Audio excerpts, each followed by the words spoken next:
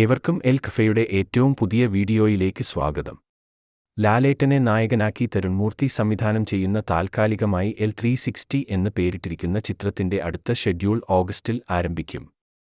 ചിത്രത്തിന് ഇനി 12 ദിവസത്തെ ഷൂട്ടാണ് ബാക്കിയുള്ളത്. ലാലേട്ടനും ബിനു പപ്പുവും ഒന്നിച്ചുള്ള ചിത്രം ഇന്ന് പുറത്തുവന്നിട്ടുണ്ട്. ചിത്രം വരുന്ന പൂജ റിലീസ് ആയാണ് തിയേറ്ററുകളിലേക്ക് എത്തുക. അറ്റ്ലി ജവാന് ശേഷം ഒരുക്കുന്ന അറ്റ്ലിയുടെ 6ാമത്തെ ചിത്രത്തിൽ സൽമാൻ ഖാനും കമലഹാസനും പ്രധാന വേഷങ്ങളിൽ എത്തും.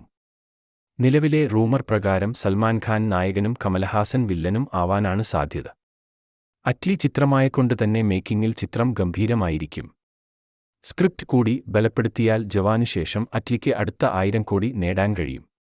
ഉർവശിയും പാർവതിയും പ്രധാന വേഷങ്ങൾ എത്തിയ ഉള്ളൊഴുക്ക് എന്ന ചിത്രം 12 ദിവസം കൊണ്ട് കേരളത്തിൽ നിന്നും 3,25 ലക്ഷമാണ് നേടിയത്.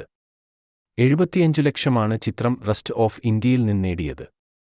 വേൾഡ് വൈഡായി 4,80 ലക്ഷം നേടിയ ചിത്രം തിയേറ്ററുകളിൽ പരാജയമാകുമെന്ന് ഉറപ്പിച്ചു. കൂടുതൽ സിനിമാ വിശേഷങ്ങൾക്കായി ചാനൽ മറക്കാതെ സബ്സ്ക്രൈബ് ചെയ്യൂ.